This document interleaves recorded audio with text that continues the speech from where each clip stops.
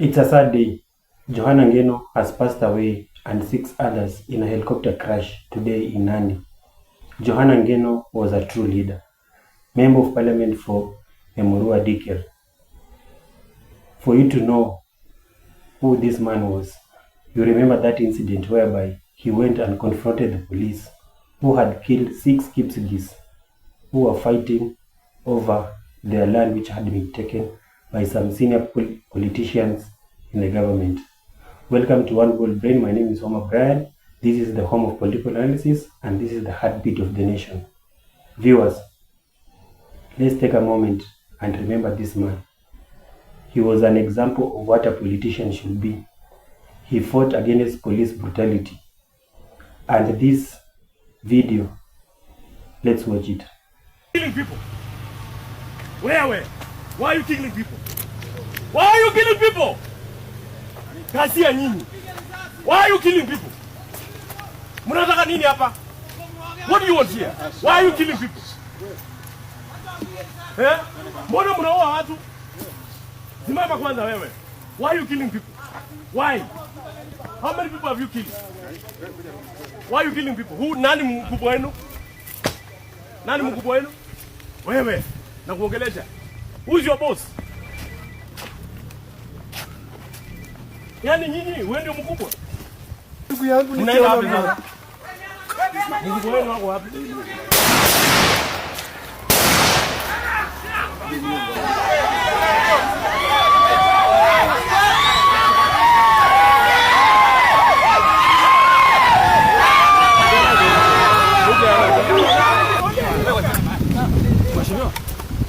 Anaangalia mheshimiwa namna gani?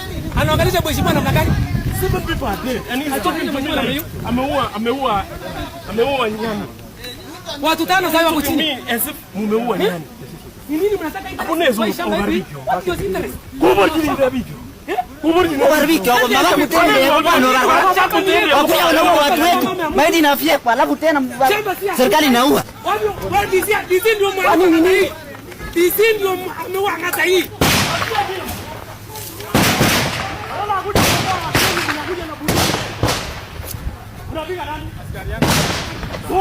Hata watu wetu pia wako hapa ndani.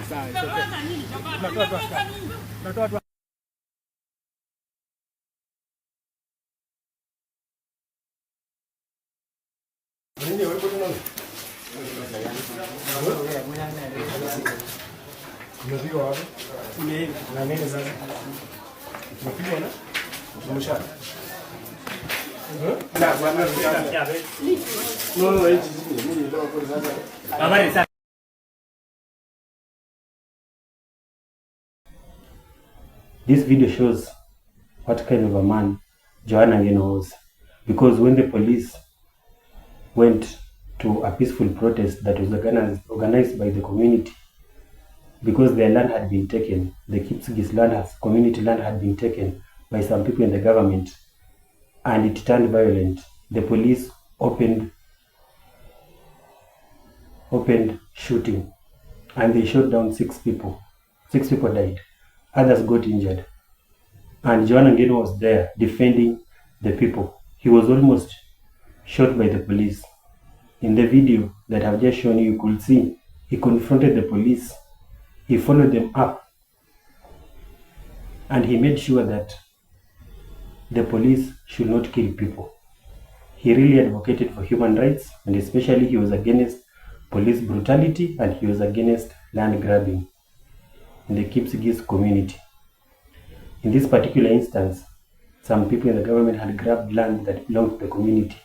But when people started making protests, they sent the police and the police killed people. Up to now, this case has not been dealt with by the government. This shows you that the government was colluding with those people who had grabbed land in Angata, where Johanna Ngeno is a member of parliament. It's a sad day. He was in a chopper. He was going, I think he had some meetings in the area. The pilot had to stop the chopper for some time because there was some visibility issues in the area. It is a little bit foggy because of the rain, and he landed the chopper for some minutes in the forest, but I think he got confirmation that everything was right for them to proceed with their journey, but just when they started their journey, the helicopter came down and it burnt up.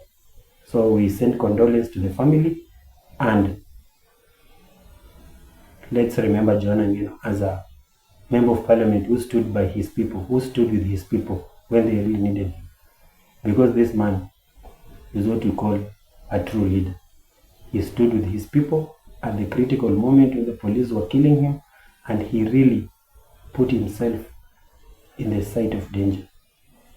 Viewers, remember to subscribe, like and share, because this is the home of political analysis, and we'll always bring you videos about what is happening in the country, because we are the heartbeat of the nation. And when 2027 comes, viewers, I hope that we'll be able to get leaders like Joanna Ngeno, who can be able to fight against this police brutality, who can be able to fight against hiyo goonism yenye imeanza. Kila siku ni goons, kila siku ni goons. Because this issue of goons is going to cost this country a great deal. And Joanna Ngeno was against such kind of things, because nowadays unaona polisi na goons ni marafiki, and that is a very dangerous precedence that the government is setting. And we hope more leaders wanaweza simama against the impunity of their government, because Joanna Ngeno was part of, he's a Kipsigis, but he's from Narok, but he stood for his people. He did not care which side of the political divide he belonged to.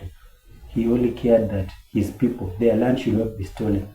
And then the police come and shoot people who are protesting peacefully because their land has been stolen.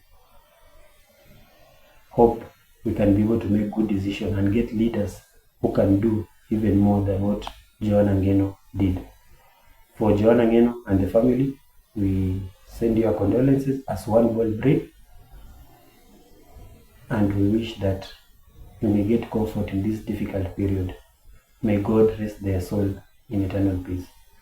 Please, viewers, subscribe, like and share, and leave a comment and tell us what you remember of Joanna Ngeno. Bye.